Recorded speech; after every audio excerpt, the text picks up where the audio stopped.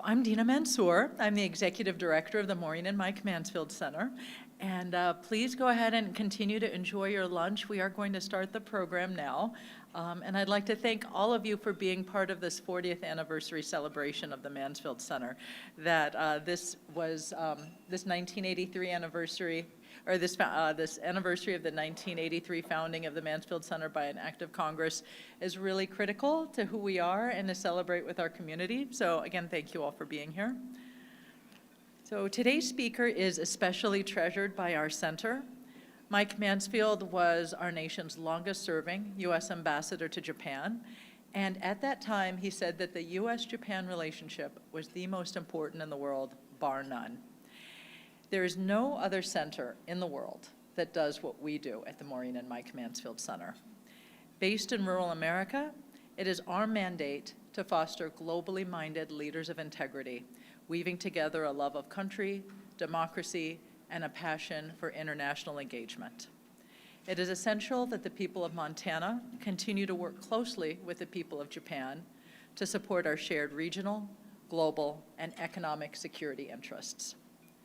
Our speaker today and his colleague, Ms. Sheena Reina, graciously agreed to come to Missoula in conjunction with the Asia-Pacific Economic Cooperation meeting in San Francisco, where His Excellency will join Prime Minister Kishida later this week. His Excellency's visit to Missoula reinforces the importance of our special relationship. The Mansfield Center and the University of Montana serve as a portal to the people of Japan to better understand rural America and therefore the critical issues that we are facing here in the United States today. At the same time, Japan is essential to our efforts to foster global citizens who are creative and agile learners. This event is truly a dialogue between His Excellency and our community. Following the remarks, Dr. Brian Dowdle, the head of our Japan Studies program, will facilitate a question and answer program with the audience. And this event is also being recorded for viewing at a future date and also by a number of high school audiences across the state. So I've personally enjoyed meeting His Excellency SHIKATA Noriyuki during his few hours with us. They arrived at midnight last night and will be leaving this afternoon. While this is his first visit to Montana, he is not new to the United States. He spent a year in Missouri as an AFS student and then returned to pursue his master's degree at Harvard. Our hope is that he will return to Missoula to get to know us in the West a little better. He currently serves as the Cabinet Secretary for Public Affairs under Prime Minister Kishida. In this role, he leads the domestic and global communications activities for the Prime Minister's office and manages public affairs on priority policies of the Cabinet. He has previously served in a number of roles within the Ministry of Foreign Affairs, as noted in your program. And as a former diplomat, I am seriously impressed by the range of his activities from economic to China affairs. So we are truly honored to host him and this session as part of our 40th anniversary celebration. Please join me in welcoming His Excellency to the stage.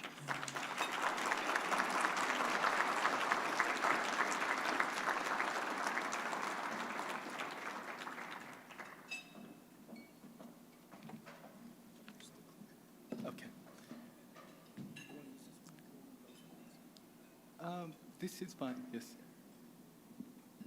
Well, good afternoon. Thank you very much for a very kind introduction. Although I prepared PowerPoints, I brought slides, but maybe it makes sense for me just to keep on talking. And I may refer to slides at the later stage.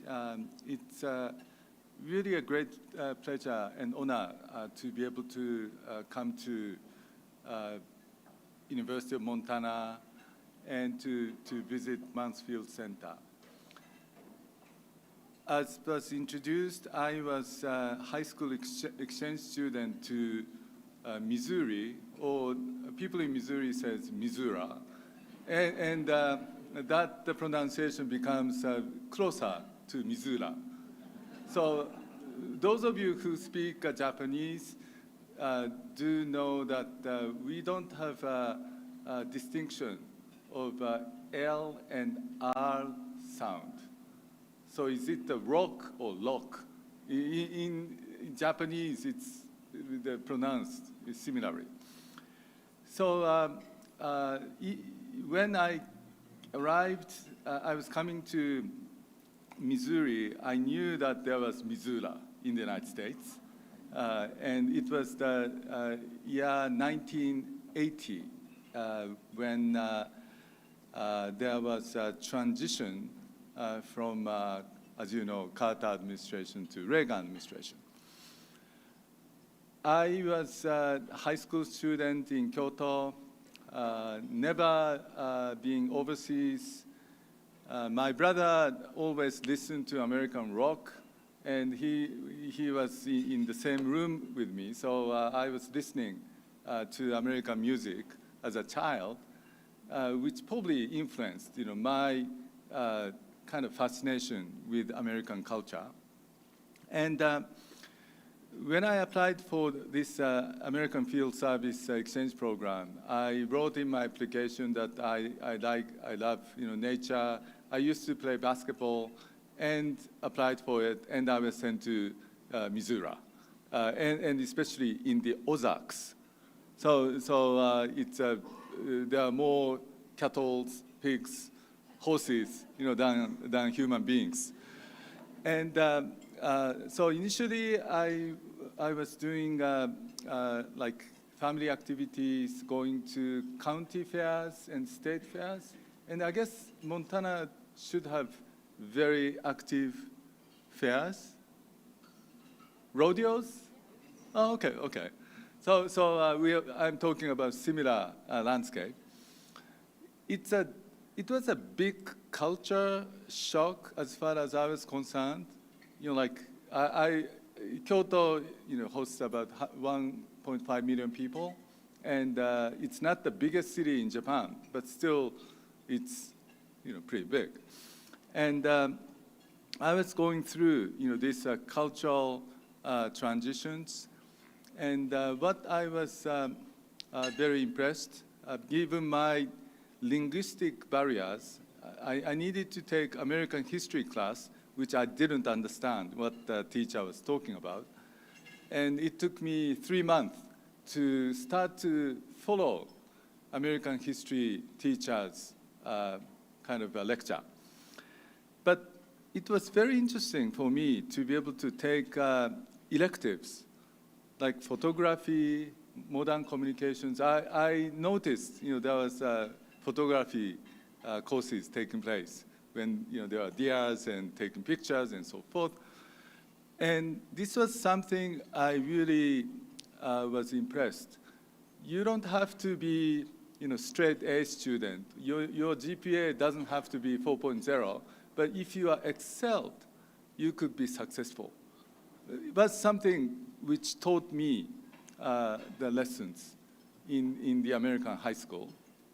And because I got to meet with lots of other international students while I was an exchange student in the United States, I thought that it would be great if I just keep on meeting with new people, making new friends with the different cultural backgrounds in my career. And that brought me to diplomatic service. And I was fortunate to be sent to the U.S. again for my graduate studies. I chose to go to Boston or Cambridge, Massachusetts, with some cultural, the historical ties between Kyoto and Boston. The Kyoto is the ancient capital of Japan since the 8th century. And so I could experience something different, diversity of the United States. Before going to Boston, I was doing summer school in UC San Diego. And so you see, even in one huge country, you have big differences or diversities in the society, which was very impressive. I will head to San Francisco tomorrow, and this is for in order for me to prepare for Prime Minister Kishida's visit to San Francisco to attend APEC leaders meeting. And President Biden will be hosting APEC leaders meeting in San Francisco. Of course, APEC has its own challenges. Its members consist of so-called economies. There are representatives from Hong Kong or Taiwan for historical reason. And there are also representatives from China and Russia. And of course, good attention will be paid for President Biden and President Xi Jinping meeting. As somebody who has been working on Japan-China relations, I feel that it is really important for Japan and the United States to closely work together on the issues related to China. Because China presents opportunities, but China also presents challenges. And as we are facing a very kind of complex and stringent security environment in East Asia, we have threats coming from North Korea in light of their nuclear and ballistic missile programs. We see kind of emerging military cooperation between North Korea and Russia. So possibly North Korea providing ammunition to Russia so that Russia could continue its military operations in Ukraine. And of course, China is presenting broader security challenges. At the same time, we cannot address global issues like climate change unless we work with China. So this is a big challenge, for all of us. So what do we do? How do we cope with these questions of rise of authoritarian states? If authoritarian states or dictatorship present viable models, and that kind of models spread across the world, that's bad news for us. And what Prime Minister Kishida has been advocating is he has been calling it new form of capitalism, and he wants to address three major challenges facing capitalism. Number one is income disparity, income inequality of our societies. Number two is the gap between the center, in the case of Japan, Tokyo, and the rest of the country. And number three is climate change. So what he's trying to advocate is we should update our capitalism to be able to cope with emerging challenges facing democracy and capitalism. And for that to happen, it is indispensable that Japan and the United States cooperate. And in order to address those issues, we need to have younger generation of our people, both in Japan and the United States, to invest in new technologies to resolve social challenges facing us. So PM Kishida is trying to promote startup culture in Japan, and this is something we need help from the United States. As I mentioned at the outset, the U.S. society has embraced all the talents, including immigrants. And U.S. colleges, U.S. universities are among the best in the world in terms of world university ranking and so forth, and it's attracting international students. Japan has been doing okay in terms of industrial society, but we are moving into next post-industrial, society, where probably service industries are more important, and digital economies are more important. And so there are new opportunities for the cooperation between the United States and Japan. And what I want to tell you today is this is not limited to bilateral U.S. Japan relationship. Of course, Ambassador Mansfield came up with a famous message that U.S. Japan relations are the most important relations, bar none. And his message, still lingers and valid. And U.S. Japan relations, in my opinion, is all the more important in coping with emerging challenges facing our global community. And with our cooperation, we could make major contributions to resolving some of the emerging challenges. And one area or one region that I would like to ask your attention to is the Indo-Pacific region. Late Prime Minister Abe started to propose, this free and open Indo-Pacific, and I accompanied him to India in 2007, the summer of 2007. He was starting to discuss the potential of promoting the collaboration between the Pacific Ocean and Indian Ocean.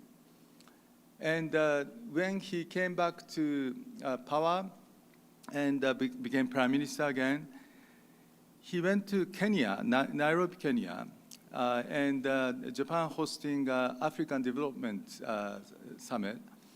He proposed this concept of free and open Indo-Pacific, emphasizing the importance of rule-based order, freedom of navigation, and inclusive approach.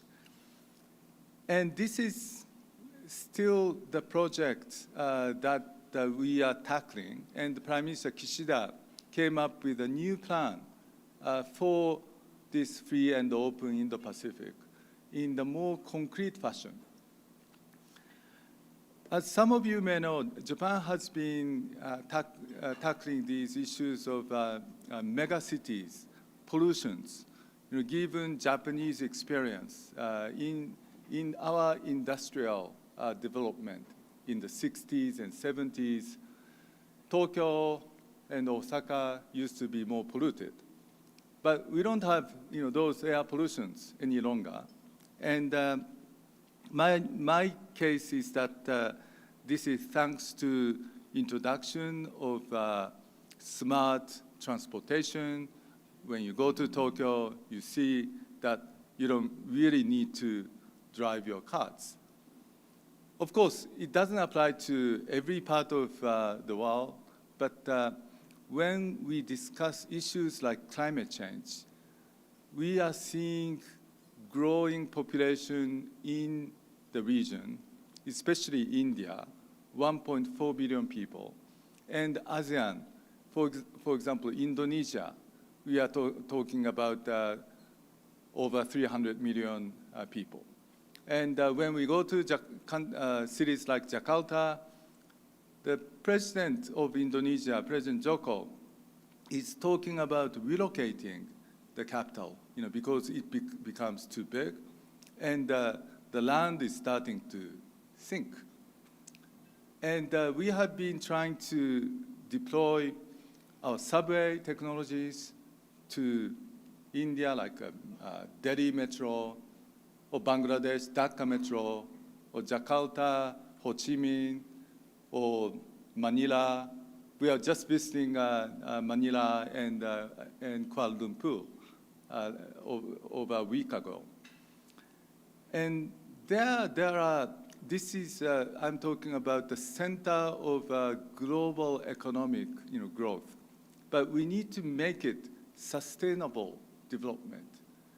And I think there are emerging opportunities for the United States and Japan to cooperate, not only between the two countries, but also in the Indo-Pacific region. However, this dream or vision cannot be realized, without actual contacts between our, say, younger generations.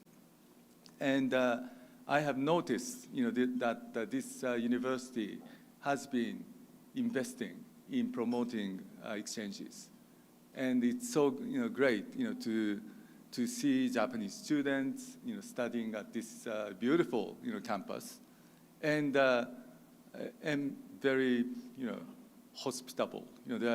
I can feel, I can sense, your hospitality to welcome international students, including from Japan. And I have been very much impressed, by this sub-national, diplomacy between Montana and Kumamoto, for example. And that's really important. As you are aware, Kumamoto is hosting TSMC factories, on semiconductors. And it's a major investment supported by the Japanese government and Japanese companies. And what we may be seeing is, for example, in the case of semiconductor, this is a growing kind of strategic collaboration among the United States, Japan, Korea, and Taiwan. So my Prime Minister Kishida is coming from Hiroshima, and Micron is investing in Hiroshima. In Hokkaido, there is a new semiconductor project with a new company named Rapidas, with the cooperation of IBM. There are numerous areas for our cooperation. Energy sector is very important, including possible U.S. Japan cooperation on small modular reactors and other next generation nuclear reactors. And we are talking about further future in terms of nuclear fusion. And we see in places like in Kyoto or Osaka, new startup companies focused on nuclear fusion. So I mentioned a little bit about the universities. I think our quality of university education in Japan is pretty good. But still, the challenge is we have not transformed ourselves into more English-based programs. And this is the challenge when we are facing the global communications, and English is a lingua franca. And this is where American universities could help us, or students could help us. So very lastly, I wish to touch upon this Mansfield Center. It's, as I understand, this center has been active during the last 40 years or so. And it's really important, from my point of view, to have this center focus on Japanese studies and probably other regional studies to train next generation of American students with good background on Japanese culture or Japanese language. And this is the basis, for our future cooperation. So I stop here. Thank you very much.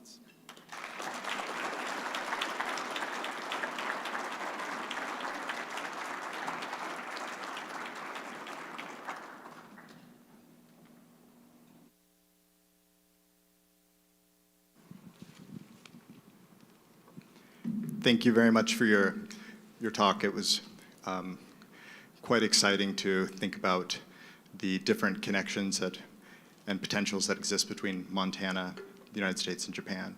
And I'd also like to point out that by talking about U.S. Japan relations here, you are following in the footsteps of Mike Mansfield, who worked tirelessly to promote international engagement and understanding. But I'd also like to mention that you filled another role that Mike Mansfield had here at the University of Montana. And it's not well known, but he was actually a professor of East Asian Studies here in the 1930s. And after he received his master's degree in history from UCLA, he came to the University of Montana, where he taught students about China, Japan, the Philippines, South America. And today, when you were kind enough to give a lecture to my students, you also fulfilled that part of the Mansfield legacy, and I'd like to thank you for that. So we have time for questions and answers. And so if you have questions, will you please come up to the microphone and state your name, and feel free to ask questions. Thank you. I also want to thank very much our visitor here for coming, and I know it was a long and arduous journey to get here, but we're so happy to have you here.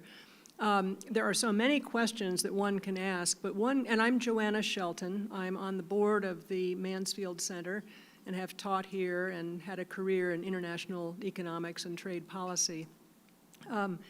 One of the questions I would like to ask you is about the really dramatic change in Japanese political and public attitudes towards defense and defense spending and your security posture. Prime Minister Kishida has announced that he will double defense spending.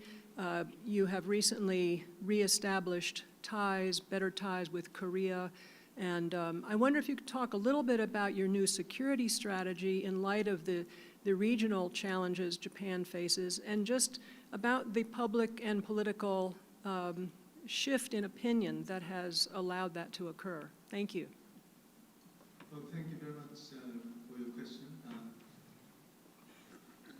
Prime Minister Kishida initiated this revision of national security strategy, which was decided over 10 years ago, and he wanted to update, given the East Asian security environment, which has been transforming. And I briefly mentioned about the threat coming from North Korea, or the activities of Chinese expansion in terms of the region in East China Sea or South China Sea, and lack of transparency of Chinese military program, for example. And when we see Russian aggression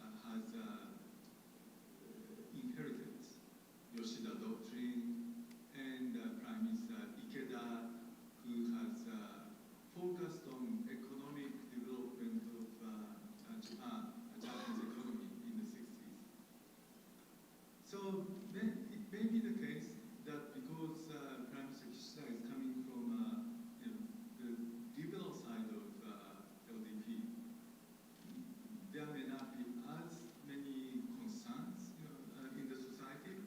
But of course, as I mentioned, financing is a challenge. We also need to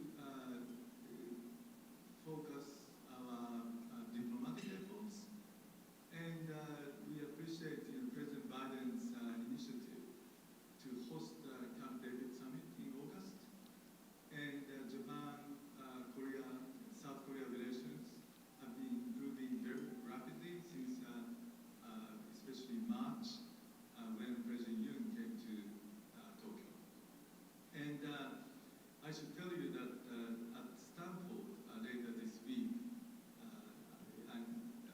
it is expected that the Prime Minister and President Yoon will join the same panel discussing startup cooperation or new renewable energy cooperation. Thank you. Do we have another question? If not, I'd like to, oh, I guess we have questions. Hello. First, just thank you so much for coming to Montana. It's a pleasure to host you. I'd love to hear your thoughts on the relative weakness of the Japanese yen and what opportunities and challenges that presents for the administration's domestic and international goals. Thank you.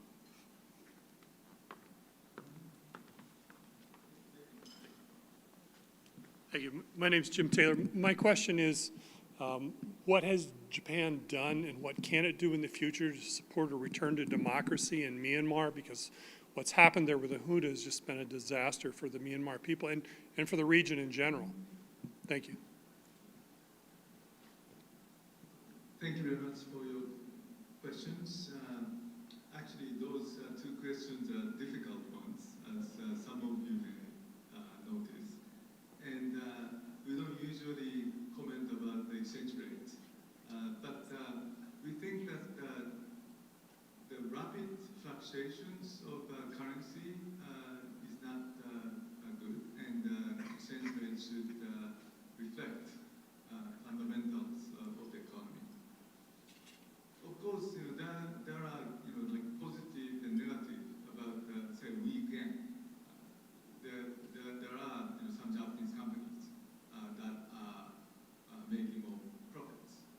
But for example, when we come to the United States, everything is so expensive because of the weak yen. So I kind of tend to lose more incentive for spending, while staying in the United States.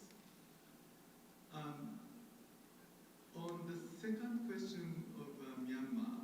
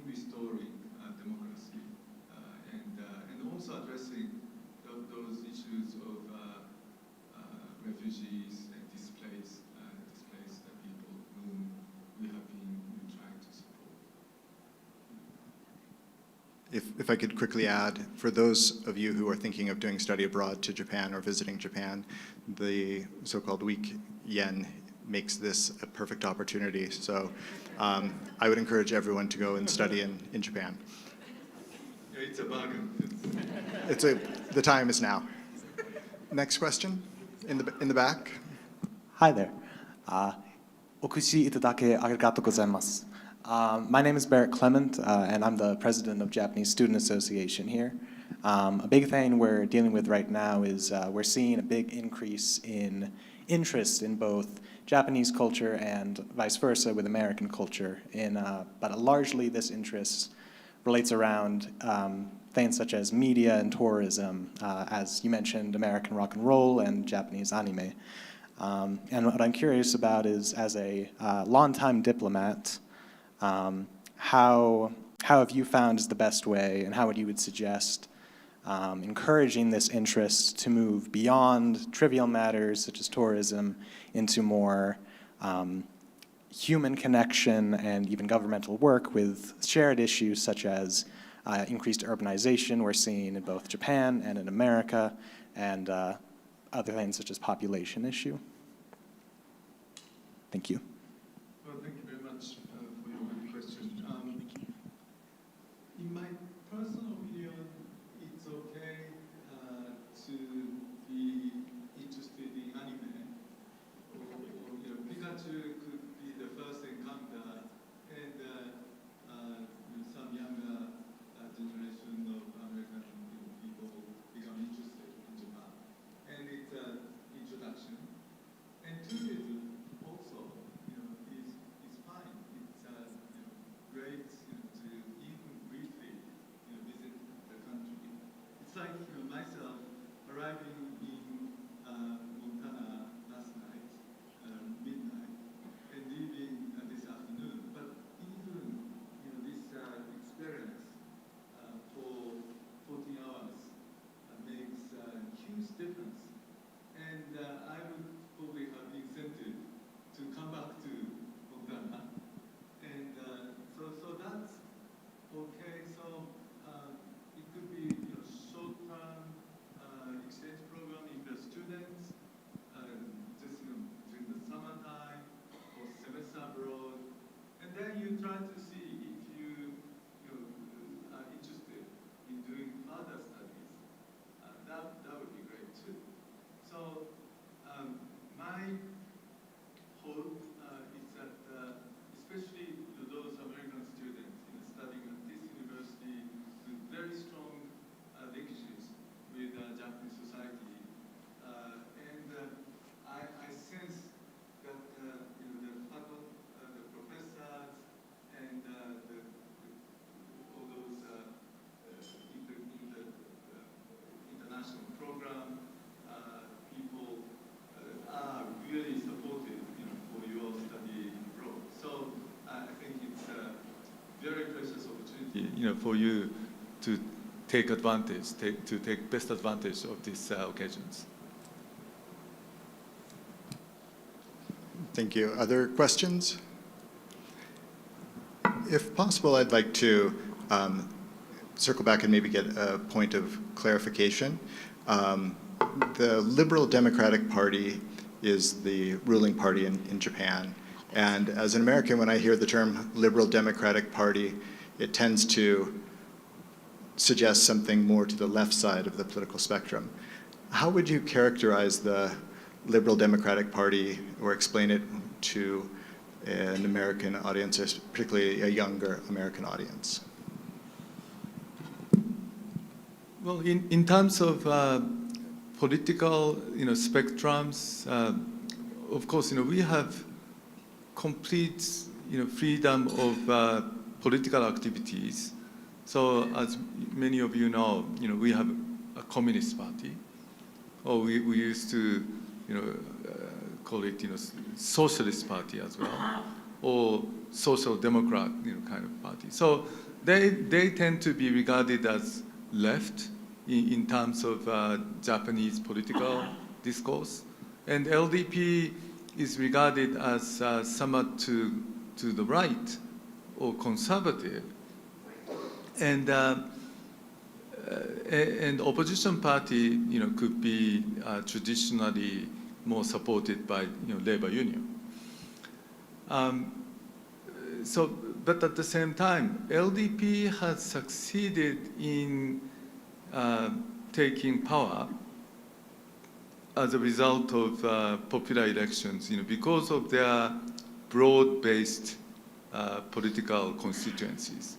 So inside LDP, Liberal Democratic Party, there are those who are more conservative and those who are regarded as more liberal. So that's how I may explain. And when I look at the American political landscape, Republicans and Democrats, I guess Republicans right and Democrats left, red and blue. But maybe in the case of Japanese LDP, it's kind of mixed. Both maybe red and blue MPs are there. So it's the purple party in some ways. Yeah, I don't know whether Oh. I don't know whether LDP itself, will call it purple, party or not. But it has both red and blue varieties there. We have another question in the back. Hi, everybody. I have a small question, and already very popular on TV. 2011 have a huge earthquake at the Japanese Fugang, and your government released 2023 3 times for the nuclear waste in the Pacific Ocean and contaminate all the seafood products. This is I watch from TV is facts. So I'm just concerned about the public health because once have a nuclear waste release, all the fish, shrimp, all these seafood product is eventually will affect Pacific Ocean or run to United States. And my person from Taiwan and Taiwan, Korea, China, all close to this Japanese sea. So I just want to ask, is there any better way for safe, for human health? Thank you. Well, thank you very much. Actually, I was head of global communications at the Prime Minister's office at the time of what we call 3/11, because it took place on March 11, 2011. And so I was doing communications after the Fukushima nuclear power plant accident. And that lasted several months, including the issues of impacts on health and food safety issues. Of course, the Japanese public, especially those who are living in the neighborhood, especially in the Fukushima prefecture, are very attentive, to those health impacts and concerns. So what we have decided right after the accident is that we introduce the more stringent regulations for food safety. And there are international standards, such as WHO in terms of impacts on human health and so forth. We have been carrying out, during the last over 10 years, kind of exhausting all the measures to ensure the safety. And what we started in August of this year, in terms of releasing disposed water with a new invented system, is approved by International Atomic Energy Agency And we have started, this release of waters, especially the indicator of the particle named tritium is very important. And all the nuclear power plants release tritium. And what we have been finding out is that the one being released from Fukushima power plant is 1/10 of, say, one example in China nuclear power plant or Korea. So we have been assuring that you mentioned South Pacific Island nations, including my Prime Minister, we have been explaining those safety measures which would not cause any scientific concerns to the health of all of us. So that's my explanation to you. Thank you.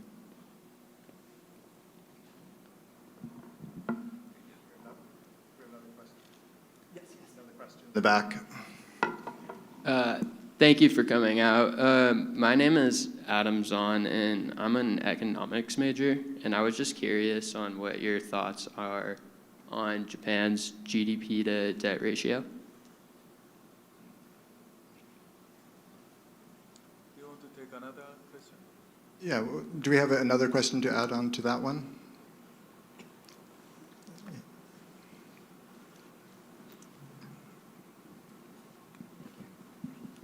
Hello, my name's Pamela Bishop, and as I told you, I wrote a book on for tourism in Tokyo, 7 days in Tokyo travel guide for first-time Tokyo visitors. Thank you for coming to Montana. I really appreciate it. I have a question about the Japanese policy relating to the income gap between Tokyo, the major center of economics in Japan, and the rural area, because I think that, of course, we have the same issues here in the U.S. and in particular in Montana. Thank you very much. Well, thank you very much. Regarding debt to GDP ratio, probably your question was raised because Japan's debt to GDP ratio is the highest among G7 countries. Maybe we are competing vis-a-vis Italy. And this is the issue that we are attentive to in terms of improving our the fiscal policy and to reduce less on financing by government bond.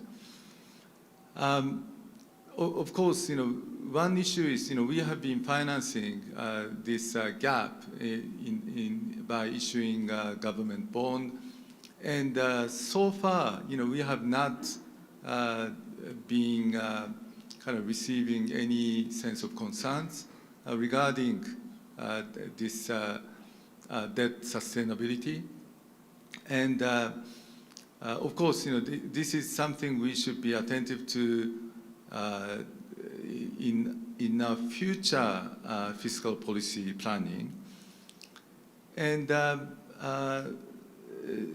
this is something that Prime Minister Kishida himself has been tackling. One strong argument is we have a Japanese household saving in the amount of 2,000 trillion yen. And so at the end of the day, if you add government debt and the private sector kind of surplus savings, it kind of goes even. But what Prime Minister Kishida has been advocating is to translate or transform these private savings to more productive investments.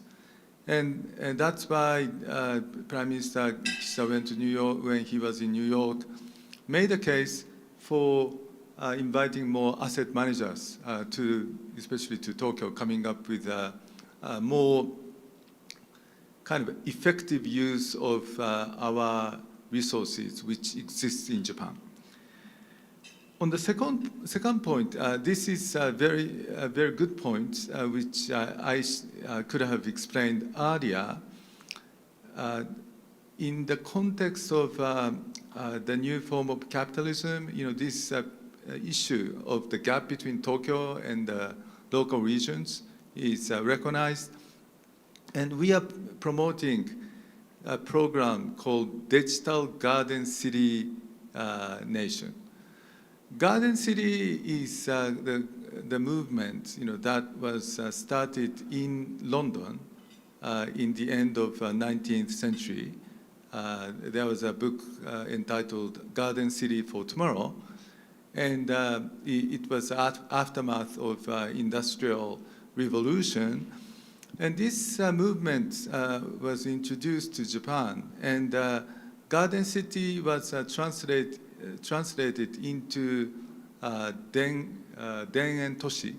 So those of you who speak Japanese notice that there are Den-en Toshi or Den-en Toshi line in Japan, in the suburbs of Tokyo. It's a legacy of Garden City movement in Taisho, Japan, in the early, like in 1910s, 1920s, when we were introducing transportation system in the suburbs of Tokyo and Osaka.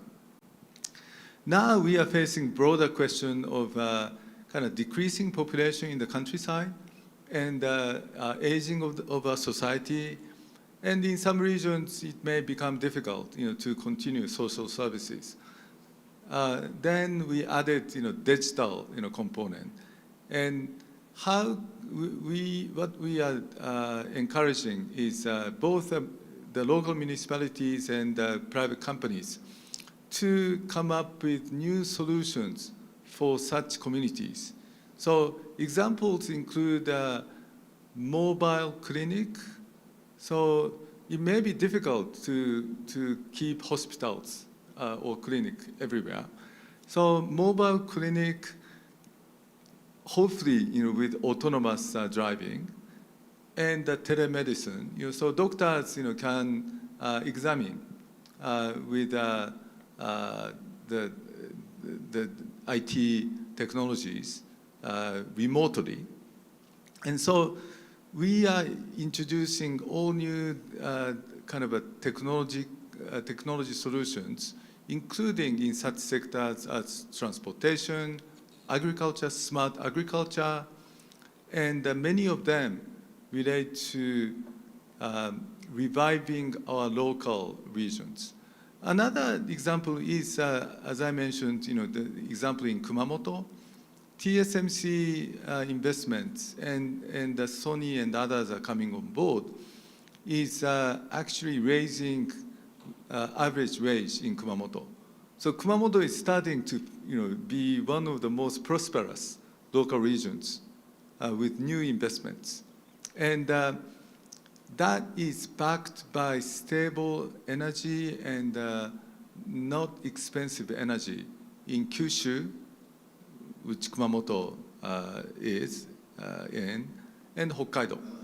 And in both regions, we have active civil nuclear power plants operating. So I hope you would in the future write new books on different regions in Japan for tourism. Thank you. You mentioned the Garden City, which, as many of you here in Missoula know, is a nickname for the city of Missoula, that we're a garden city. This past spring, I went to Nagasaki University with the dean of our College of Medicine, and we had a number of discussions at our College of Health.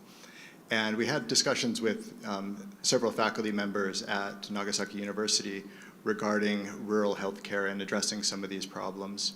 And Montana is very similar to Japan in that we have the same issues of a rural decline of people moving to the cities, leaving elderly people there, and we need to provide services and bring the benefits of capitalism to those areas.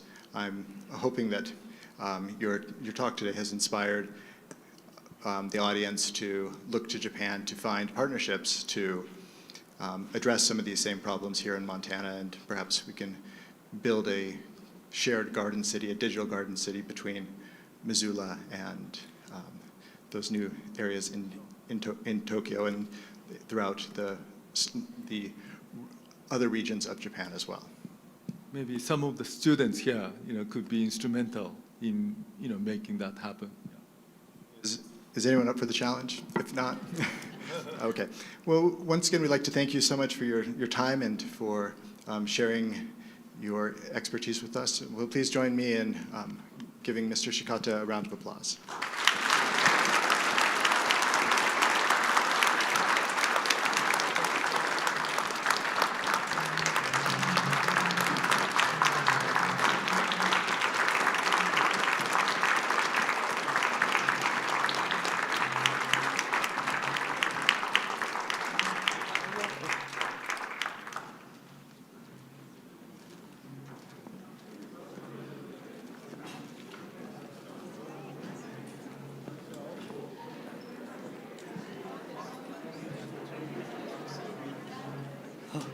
Thank you for reading that. Speech.